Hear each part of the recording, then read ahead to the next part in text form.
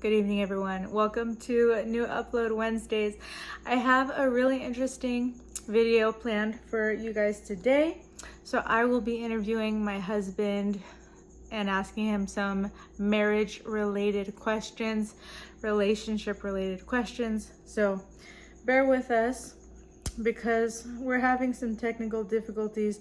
So the first question is, what does marriage mean to you?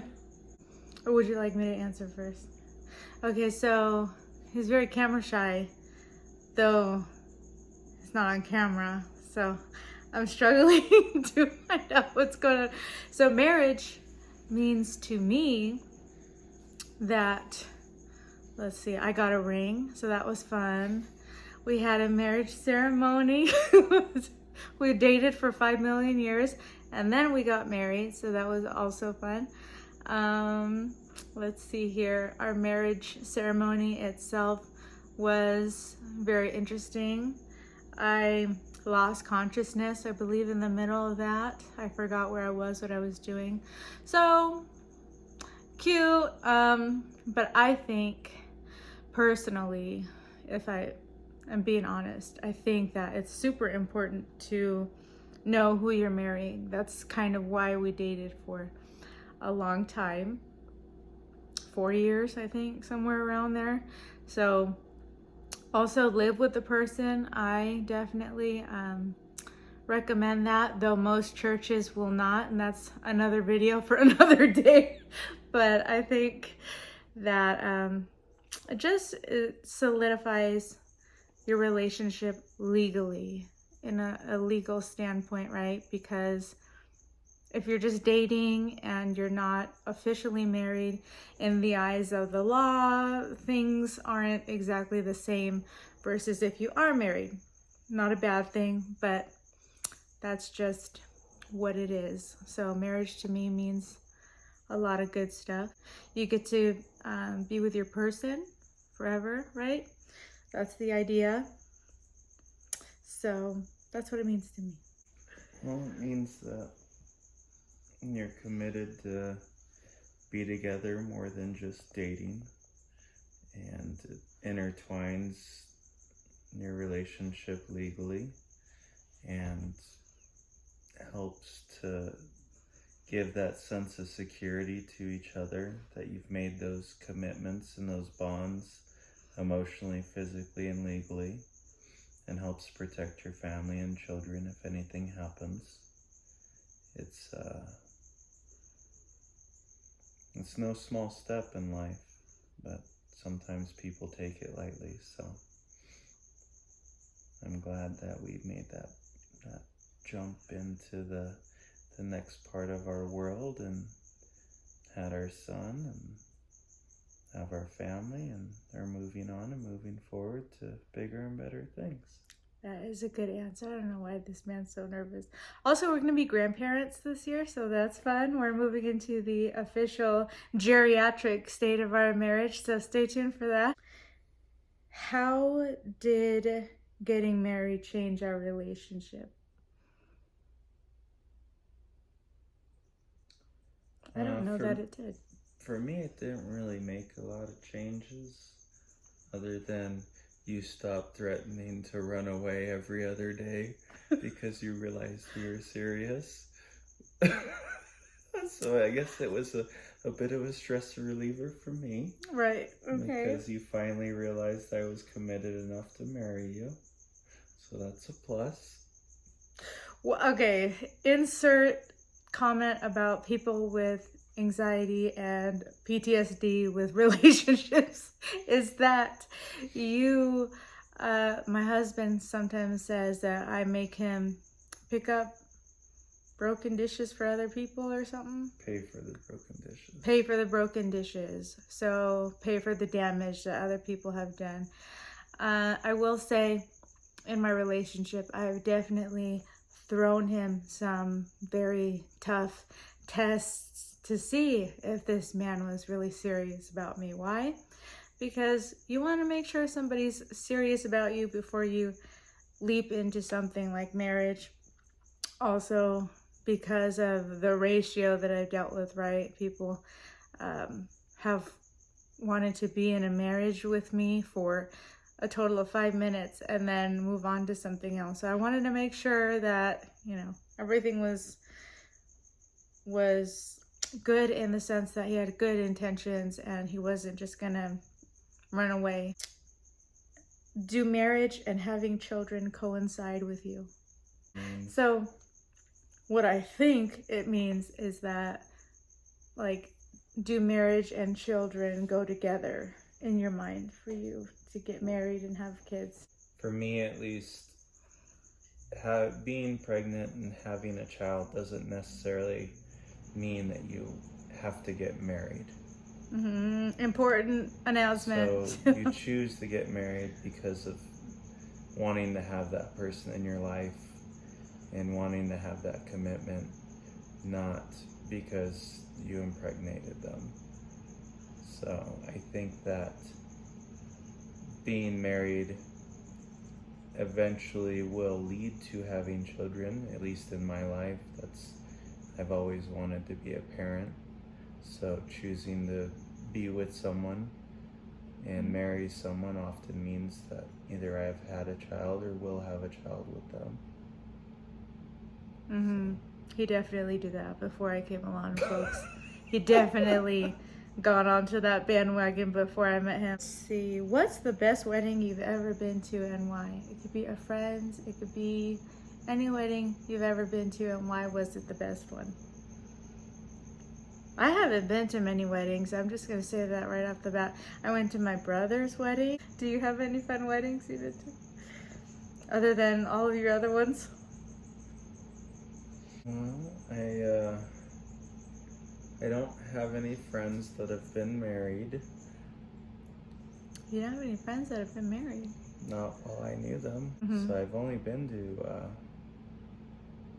couple weddings, and the one that I went to that was the most traditional in the sense of the dinner and reception and all that kind of stuff attached with it, made me never want to have a planned big wedding like that because of all the dynamics of the family relationships and all the people that were there. It was ugly. I could imagine it was just so overwhelming for the bride and groom. What would your ideal wedding budget be? This is a fun question. Your ideal wedding budget. $400 max. I think that it would be, the word ideal consists of the financial budget that would be best for our family. So if we were to plan in advance and slowly set up, pay for, acquire, make those reservations so that didn't negatively impact or put us in debt, that would be my ideal budget for our family. Okay. We celebrate the anniversary where we went on our first date, if I remember that year, because I'm the one in this relationship that forgets when the anniversaries are, when, he has to remind me. True. So whenever I remember is whenever we celebrate the anniversary. Does marriage excite you? Each and every time, has it excited you? All 14 times I've been so excited to get married. So being married or getting married, the word marriage? In this case, it's like getting married. Does getting married excite you? Yeah, because as the man, I don't have to do all the stressful planning. I just have to show up and enjoy. Same, because we went to the courthouse. We got married at the courthouse. So we both just showed up. In essence, what are your opinions on divorce? Not ideal. I believe divorce is a last resort of survival. Yeah. Or safety of one's self, future, or children. So in the times that I've gone through a divorce, it was the absolute final last option. after all other scenarios had been played out for the safety of my children, my family, and my future. That was the choice that I was faced and made. That answer is probably going to help a lot of people out there watching, so definitely a good one. Not ideal, but if it's a last resort kind of thing, then sometimes it is necessary.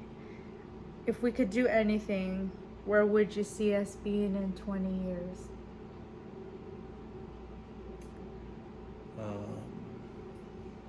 Retired, Mm-hmm.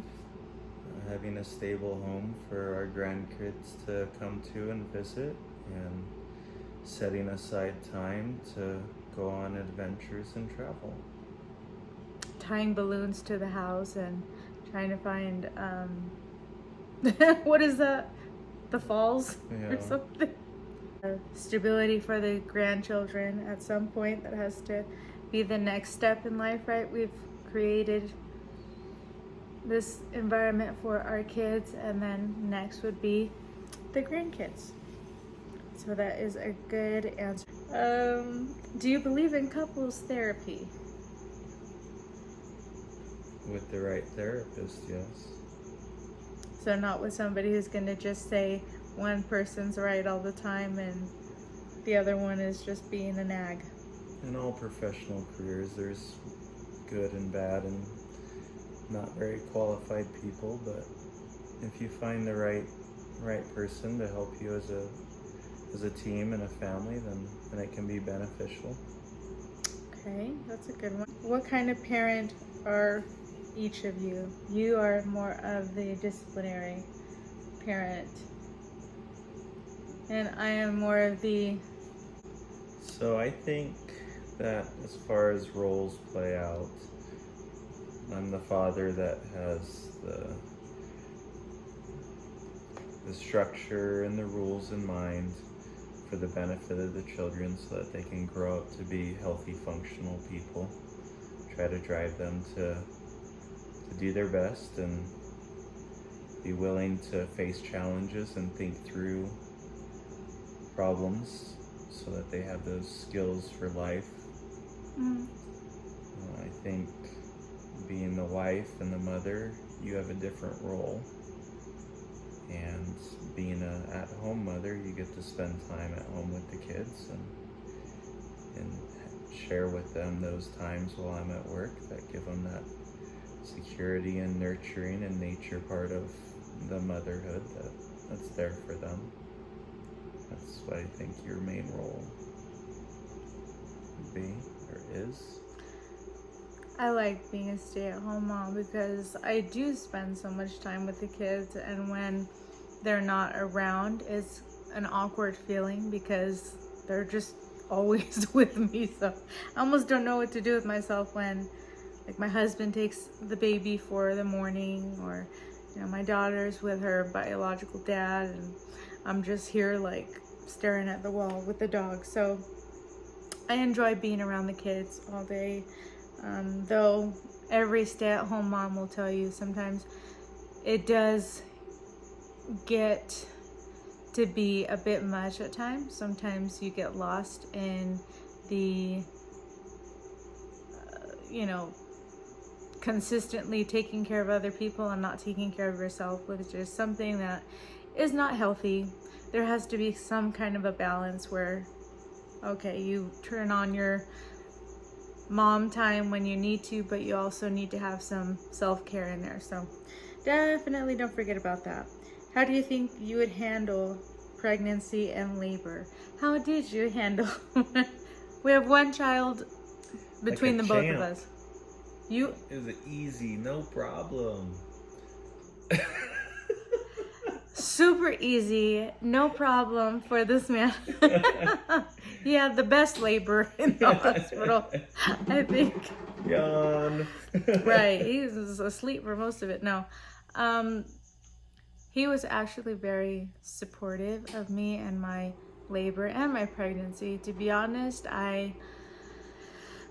my first and second pregnancies were like night and day, as I've discussed in some of my earlier videos, but I think it really does have to do with the amount of support or lack of support the first time, but the amount of support you get from your partner does wonders.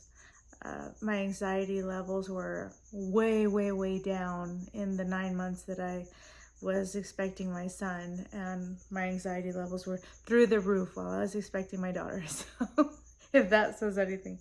No, my husband was great during that labor process. It was nice. Even though it was annoying to disconnect me from all the monitors every 3.5 minutes so I could use the bathroom, he still got up and did it. So it was nice. How many children do you envision us having? Well, we have 86, so I think we're done there. No, he has 4 biologically, and I have 2 biologically, and together we have combined to be that Brady Bunch type scenario. Which of your best characteristics does our son have, I guess you could say, since we only have the one between the 2 of us? His karate skills. You've never seen a 2-year-old be able to beat someone up so bad. What else? Like, he's a very brave little guy. Yeah. Strong. Yeah. I think physically and mentally. I think he gets your stubbornness. He's so stubborn. He is my son for sure. Music taste, he's my son for sure. We'll watch the same music over and over again, and he loves it, and I love it. So it's a win. Yeah. But as far as your characteristics, I think he's definitely strong like you are. Yeah, and he's a loving, caring little boy. I love yous and the good nights and the kisses and very what is it? Empathetic to other people's like emotions. If he sees somebody sad, he wants to give hugs. He wants to give love. So that's definitely something that I'm proud of as far as my son and his way of being. Is being a parent what you expected it to be? That's kind of complicated. No, it's not. When I had my first child, it was much more challenging than I imagined.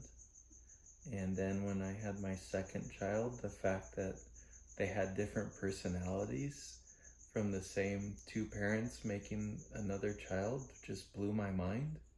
That they were just so different from each other. Yeah. And just as my children have gotten older and entered different phases of life, it's been very unexpected how all of that happens and transpires. Like becoming a grandfather is going to happen soon, in less than 2 months, and I'm starting to get excited. At first it seemed surreal.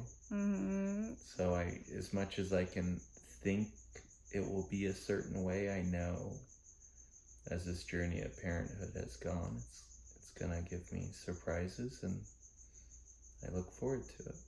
What do our children teach you? What life lessons do our kids teach you? I feel like I'm interviewing you. I stopped answering 10 questions ago. Patience? Yeah. Patience. Humbleness, humility. Agreed. I think that when I see their behaviors reflect my behaviors, mm-hmm. It gives me a sense of perspective. Sometimes that's good and I'm proud of it, and other times I'm very disappointed in myself that that's the example I've set. So it really is something that I try to take the experiences that I have with them and learn from them and improve upon it. Mm-hmm. But yeah, that's a very honest answer. Not everybody, I think, would admit that sometimes they feel like they're not always the perfect parent. I feel like YouTube definitely, with like blogging families, likes to put out that everybody's this perfect parent and they're always They've got endless energy, endless patience, especially. And that is not realistic. You do, if you go and go and go, you do experience burnout. So I definitely have been there a time or two myself. And for me, what the kids teach me is a lot, right? Because it's almost like I'm seeing things for the first time through my daughter and my son because of the wild and chaotic childhood that I had, which is hardly a childhood. I don't think I can even call it that. It was just where I was living for, I don't know, 18 years. But just raising them, I see the world differently, and I see what things are like in a home where you have a mom, you have a dad, you have stability. You're not wondering, is this going to be the month where my parents can't afford the rent? And my kids don't have the worries that I did as a child. I'm learning a lot of stuff for the first time about stability and just a healthy home life through my own kids. And what's your discipline style? Yes, we do.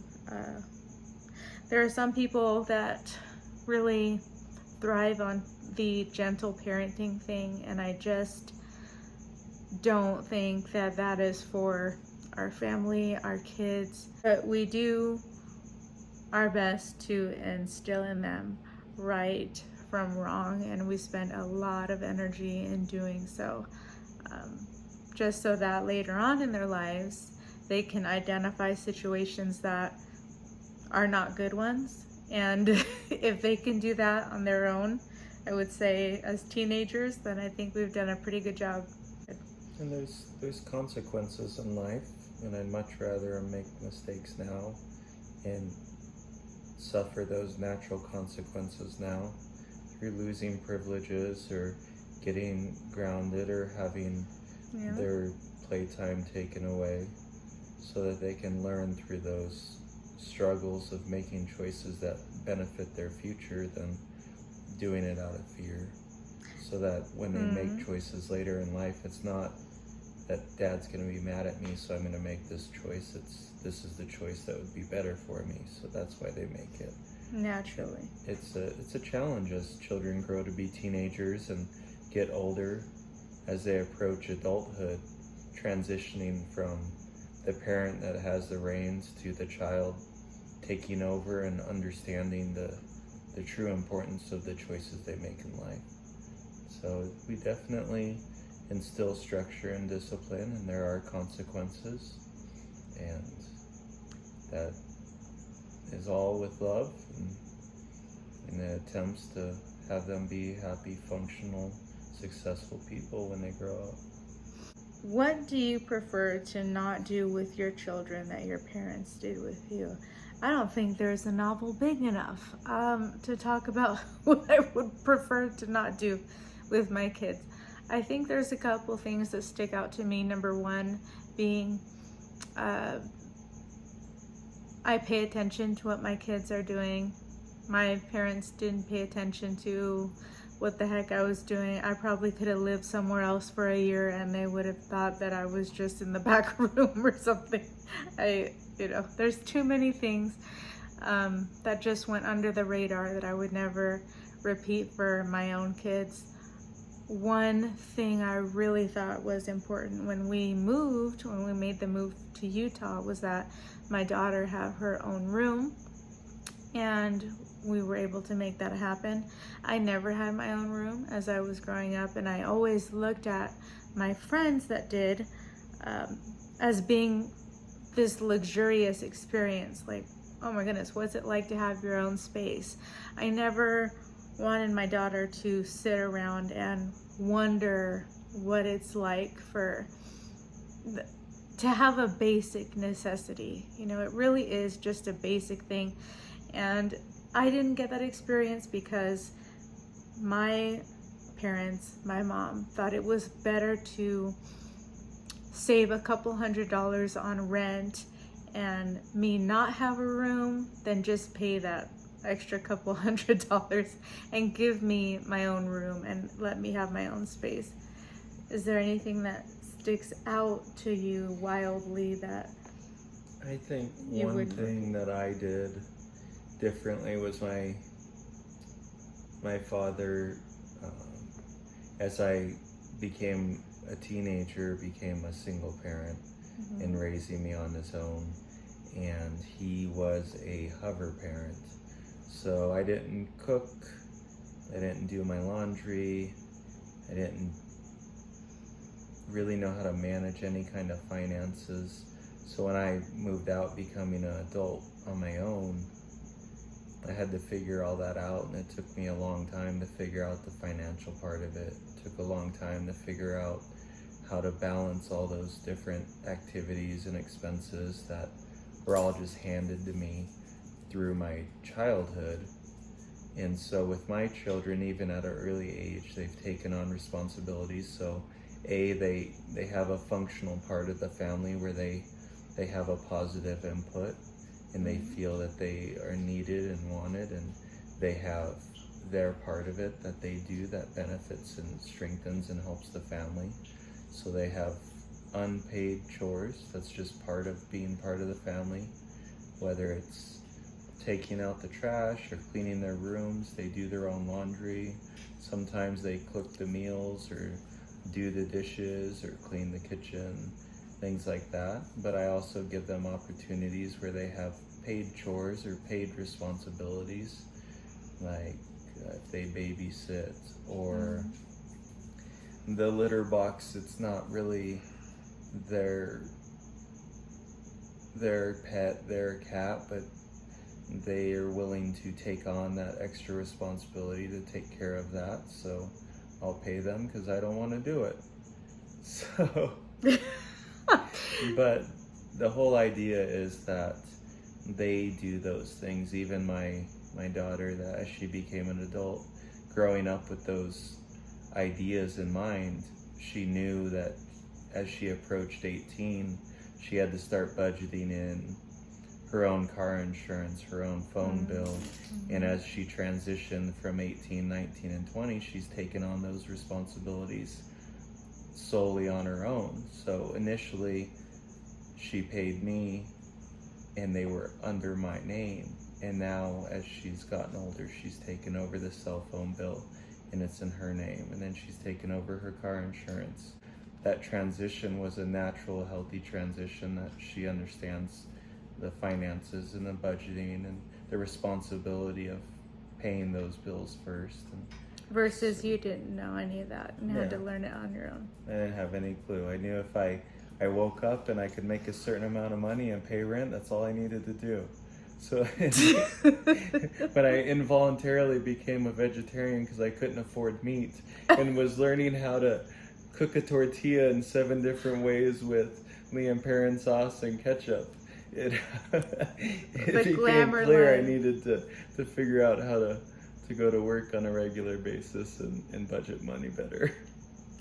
Well, it's always a good thing for kids to have some kind of sense of responsibility. Even my daughter's 9, and she folds her clothes and, does her room and things like that. The 2-year-old, my son, gets the food for the dog, so even he's kind of on, that's the one little thing that he contributes to, but he's super proud of himself when he does that. I don't know if you've noticed, but when he realizes that food bowl is empty, he will pick it up and want to go to the garage and refill the dog food. So I think it's super cute that all the kids have their own things that they do, and even the baby caught on to that, and he's excited about his one little chore. Being that this questionnaire was kind of about marriage and kids and everything, do you have any maybe marriage advice for people who have been dating for long-term or short-term that would be helpful? People that have never been married, do you have any advice about, like, what to expect, how to navigate things. You remember what it's like to be married for the first time. It's a lot. Yeah. It's a lot. Over the years, I think I've given advice based on my own choices that led myself down paths that made it harder for myself. Yeah. So that little nursery rhyme or song, that's the whole sitting in a tree, Kassing, here first comes love, then comes marriage, and comes the baby in the baby carriage. Not always, folks. Right. It's not always that way. But if you want to set yourself up for success, make those choices, especially as a man, that will put you in a position to be financially secure and capable of taking care of another person, another individual that is going to want to have a companion and not have someone that they have to take care of. And as a woman, make sure that you are capable, able, and willing to be successful on your own before you find yourself in a relationship. With my daughters, I always give them the advice that I want them to be able to be with someone because they want to, not because they're trapped or have to. Yeah. So be smart, be intelligent, be capable, whether it's to get a degree or to have skills and a job so you can financially be a positive input to that relationship and family. Both parties have to be 100%. You need to be able to be two functional, happy, healthy individuals that bring the positive and the best out in each other, bonded through happy, successful life, expanding choices. So it's really important to find those individuals you're going to seek to spend the rest of your life with, and make sure that they are functional, capable, happy, healthy people. And it's important to look at their families. You don't want to judge that person solely on their family dynamics, but those do play a part in the long term. So make sure you have your eyes wide open and you listen to your closest family and friends with a grain of salt. Because sometimes they do have your best interest in mind. But absolutely, it's be patient with yourself and be patient with the relationship. It's a matter of time. When you're young, you feel like 6 months or a year is so long, but as you get older, you realize you had no idea what you wanted, much less what that individual wanted. And to understand what makes you happy and what you need and what you want in a relationship is critical for that relationship to succeed in a marriage, is upfront knowing what you need and want to be happy. And understanding as you grow in that relationship and you guys overcome challenges that life's going to throw at you, you grow together and you live together and you have your dreams that are together. You have to maintain your sense of self, but you guys have to have a sense of future together. My husband is so much better with words than I am. If I could give any advice to people that are going to be newly married for the first time, or I don't know, the second time or fourth time, be sure to spend time dating, get to know this person that you're about to, make this commitment with. The first time I got married to get the heck out of my house, as you can imagine why. But really spend the time dating, spend a couple years dating, living together, get to know who you're going to marry, because if you don't, sometimes people like to show themselves after you've already made that commitment to get married. And it's not always pretty and it's not always cute when it happens like that, but it does, unfortunately. And also, like my husband said, get to know their family dynamics. How does the family work? How did they grow up? Really ask those important questions of your soon-to-be spouse, and learn what makes them tick. I have also found. Learn what their frustrations are, what makes them happy, what makes them not so happy. You know, learn those little character traits. And I think once you know what makes a person tick, I think it makes it a little bit smooth sailing rather than just jumping into a marriage and hoping it will be good, because in a marriage there will be times where things get uncomfortable. You are going to feel tense. There's going to be some arguments. I don't think there's been a marriage in the history of the world that was just perfect all the time, beaver cleaver type of stuff. There's always going to be challenges thrown your way, whether they be financial, with children, with, you know, anything else, getting a home type of thing. There's always going to be challenges thrown your way, but it's the way that you work together to work through those challenges that could really benefit the relationship and the marriage itself. So thank you for joining me for my question and answering with my husband that was here but kind of not here, but here. A ghost on the screen, but that's okay. You still heard his answers. I will be back the following Wednesday for another Upload Wednesday. Thank you all for watching my videos, for the support of my videos. I am eternally grateful to all of you guys. I see all the views, and I still think it's wild that I have as many views as I do. So thank you so much for your support always, and I will see you guys next Wednesday.